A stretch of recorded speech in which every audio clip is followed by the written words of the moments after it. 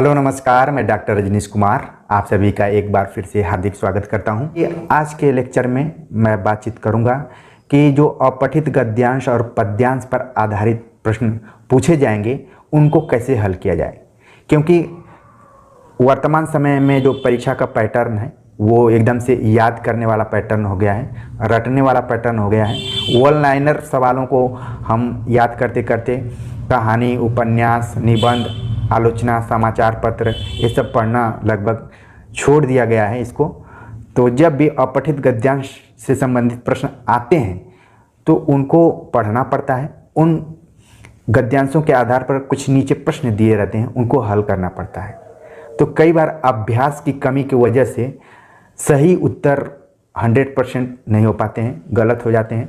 परीक्षा के दौरान लगता है कि जो मैंने उत्तर दिया है वो सही होगा, लेकिन जैसे ही आंसर की आती है तो जवाब गलत हो जाते हैं। तो इसको कैसे हम ठीक करें, क्योंकि अपठित गद्यांश पर आधारित प्रश्नों के साथ एक पॉजिटिव पॉइंट ये है, या फिर इसको बेनिफिट कहा जा सकता है कि पूरा जो जवाब है उसी अपठित गद्यांश के अंदर ही रहता है, बस ज़रूरत है उसको कैसे सही करें। तो उसी पर मैं चर्चा करूँगा। आप देख रहे हैं कि इसमें लिखा है अपठित गद्यांश या फिर पद्यांश।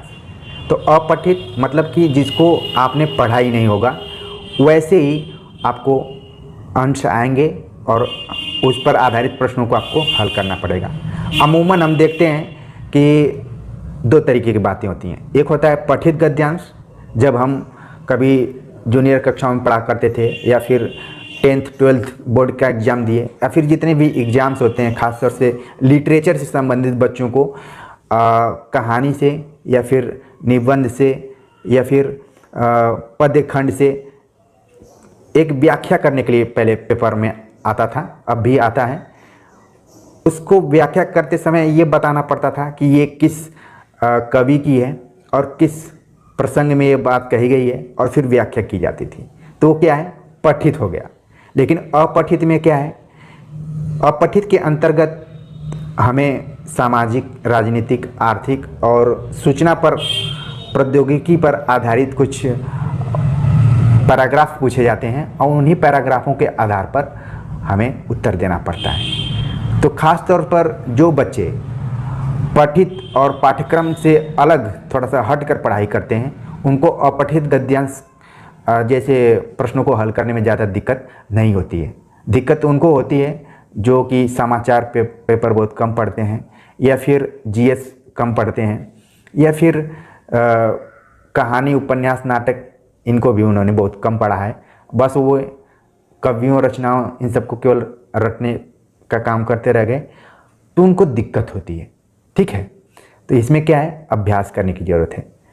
अब इस तरीके के सवाल पूछे क्यों जाते हैं, इसलिए पूछे जाते हैं कि कोशिश रहती है कि जो भी कैंडिडेट है या फिर प्रतियोगी छात्र है, उसकी मानसिक चेतना को, उसके सोचने समझने की क्षमता को और फिर धैर्य को चेक करने के लिए इस तरीके के प्रश्न पूछे जाते हैं।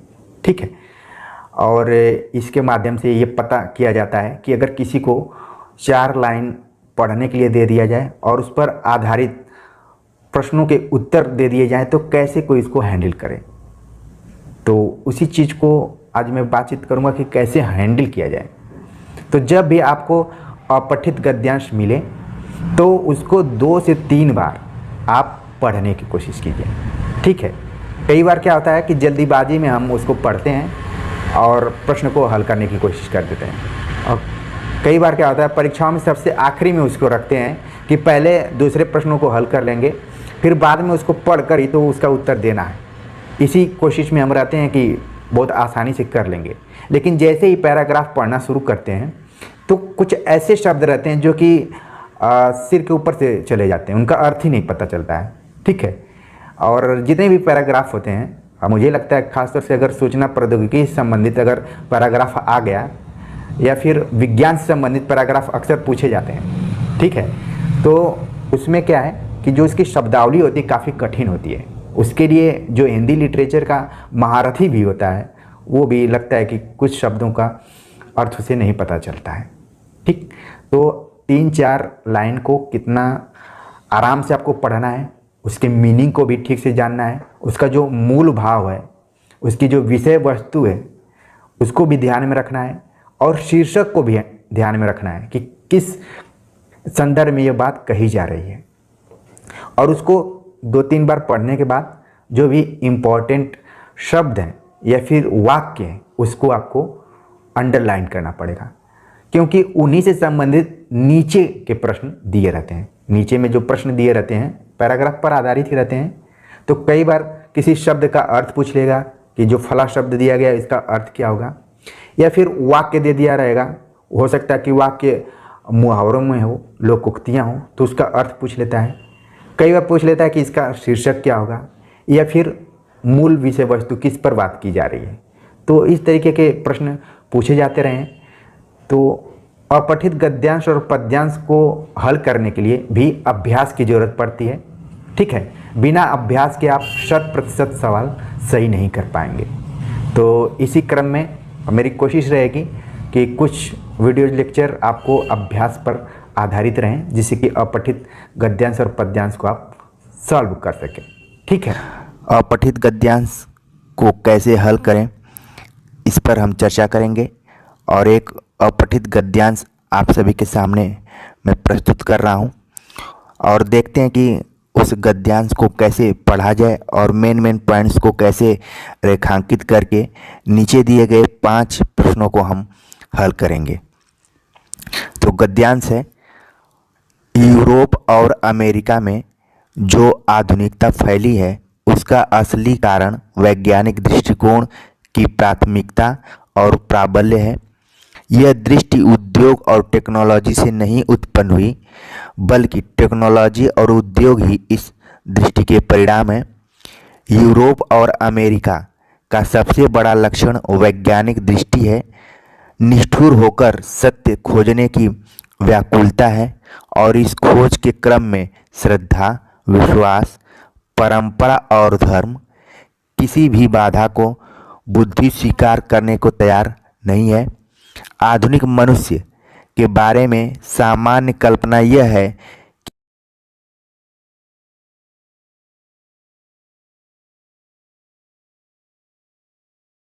बुद्धि की पकड़ में नहीं आ सकती, उसे वह त्रिकाल में भी स्वीकार नहीं करेगा, और जो बातें बुद्धि से सही दिखाई देती हैं उनकी वह खुली घोषणा करेगा, चाहे वह धर्म के विरुद्ध पड़ती हों, नैतिकता के खिलाफ जारी हों, अथवा उनसे मानवता का चिरपोषित विश्वास खंड खंड हो जाता है। तो आप देख रहे हैं कि एक पैराग्राफ दिया गया है यूरोप और अमेरिका के संदर्भ में, और जो मेन पॉइंट्स थे उनको हमने रेखांकित किया है। ठीक है, वैसे जब तक पैराग्राफ समझ में न आए तो 2 से 3 बार इसका अध्ययन करना चाहिए, और फिर जो मूल भाव है उसको अपने दिमाग में रखकर प्रश्नों को हल करना चाहिए। तो खास तौर से यूरोप और अमेरिका की आधुनिकतावादी दृष्टि और वैज्ञानिक दृष्टि पर चर्चा की गई है। ठीक है, और जो प्रश्न हम देखेंगे तो और चीज़ें क्लियर हो जाएंगी। तो पहला प्रश्न इसमें है कि वैज्ञानिक दृष्टि कब धर्म, नैतिकता और विश्वास का विरोध करती है। ठीक है, ऑप्शन दिया गया है जब वे उसकी दृष्टि से सही हों, जब वे मानवता की विरोधी हों, जब वे समाज के मूल्यांकन के संरक्षक हों, जब वे समाज के मूल्यों के संरक्षक हों, जब वे उसकी दृष्टि से गलत हों। तो हमने पैराग्राफ को रीड किया, और इन चारों विकल्पों में जो सब सही जवाब है कि जब वे उसकी दृष्टि से गलत हों। ठीक है, अगला जो प्रश्न है इस गद्यांश के आधार पर कि आधुनिक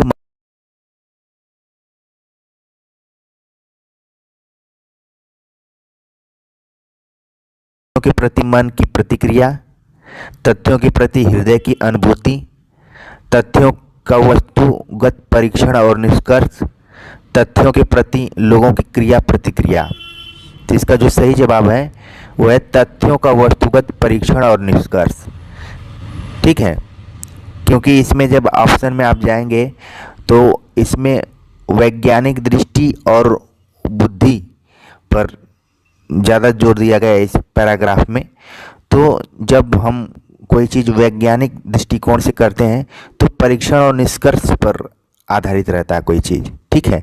उसमें न कोई हृदय की अनुभूति काम करती है, न मन की प्रतिक्रिया काम करती है, न लोगों की प्रतिक्रिया काम करती है, बल्कि उसमें क्या है, वैज्ञानिक जो तथ्य होते हैं वो परीक्षण और निष्कर्ष पर आधारित होते हैं। तो इस तरीके से इसका जो सही जवाब था वो सी ऑप्शन सही है। अगला प्रश्न है, यूरोप और अमेरिका में आधुनिकता के फैलने का कारण है। तो ऑप्शन दिया है उद्योग और टेक्नोलॉजी का जन्म, औद्योगिक वस्तुओं का उपयोग, भौतिक दृष्टि का त्याग, वैज्ञानिक दृष्टिकोण की प्रधानता और प्रबलता, ठीक है। तो जिसका सही जवाब है डी है, वैज्ञानिक दृष्टिकोण की प्रधानता और प्रबलता। ऊपर में ही दिया हुआ है, ठीक है। एक बार पैराग्राफ के पास चलते हैं। दिया है कि यूरोप और अमेरिका में जो आधुनिकता फैली है उसका असली कारण वैज्ञानिक दृष्टिकोण की प्राथमिकता और प्रबलता है। यहाँ पर प्राबल्य लिखा है लेकिन ऑप्शन में प्रबलता लिखा है, ठीक है। तो इस तरीके से उसका सही जवाब क्या होगा, डी हो जाएगा। अगला जो प्रश्न है कि टेक्नोलॉजी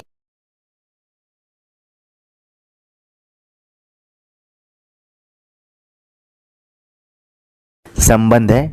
ऑप्शन दिया गया कार्य और कारण का, कारण और कार्य का, आधार और अधिरचना का, जनक और जन्य का, ठीक। तो इसका जो सही जवाब है कार्य और कारण का संबंध।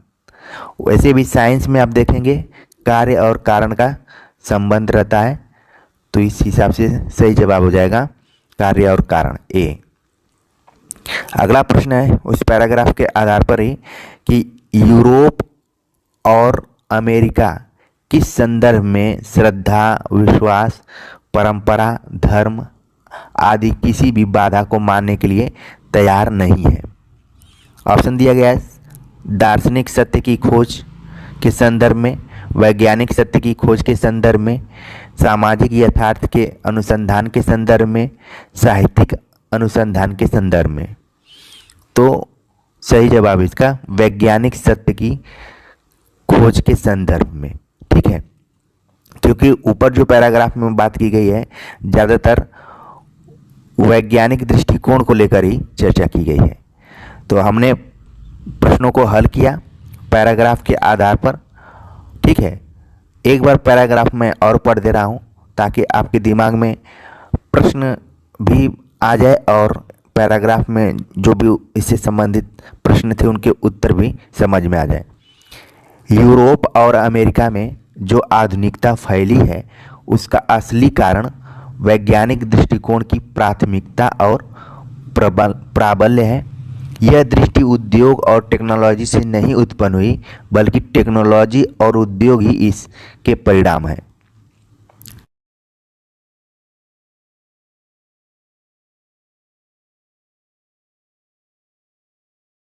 जो शब्द हैं वो मिल रहे हैं। वैज्ञानिक दृष्टि है निष्ठुर होकर सत्य को खोजने की व्याकुलता, और इस खोज के क्रम में श्रद्धा, विश्वास, परंपरा और धर्म किसी भी बाधा को बुद्धि स्वीकार करने को तैयार नहीं है। आधुनिक मनुष्य के बारे में सामान्य कल्पना यह है कि अपने चिंतन में वह निर्मम होता है और निष्ठुर और निर्भीक होता है। जो बात बुद्धि की पकड़ में नहीं आ सकती उसे वह त्रिकाल में भी स्वीकार नहीं करेगा, और जो बातें बुद्धि से ही सही दिखाई देती हैं उनकी वह खुली घोषणा करेगा, चाहे वह धर्म के विरुद्ध पड़ती हों, नैतिकता के खिलाफ जारी हों, अथवा उनसे मानवता का चिरपोषित विश्वास खंड खंड हो जाता हो, ठीक है। तो ये पैराग्राफ आप देख रहे हैं कि एक ज्ञान भी दे रहा है यूरोप और अमेरिका के संदर्भ में, वहाँ की वैज्ञानिक दृष्टिकोण के बारे में, वहाँ की उद्योग और टेक्नोलॉजी के बारे में, वहाँ के लोगों के सोचने समझने के बारे में। ये पैराग्राफ एक तरीके से हमें ज्ञान दे रहा है और उस पर आधारित प्रश्नों को हमने हल किया। और इसके पीडीएफ को मैं टेलीग्राम चैनल में डाल दूंगा, तो एक बार आप सभी को और आसानी हो जाएगी। ठीक है, तो कमेंट्स कर बताइए कि ये गद्यांश आप सभी को समझ में आया कि नहीं, उस पर आधारित प्रश्नों को हमने हल किया वो भी समझ में आया कि नहीं। ठीक है, और क्योंकि ये प्रैक्टिस के थ्रू ही ज़्यादा सही रहेगा, तुम देखते हैं कुछ और प्रैक्टिस लेकर आपके सामने उपस्थित होते हैं। तो मिलते हैं नए टॉपिक के साथ, तब तक के लिए नमस्कार।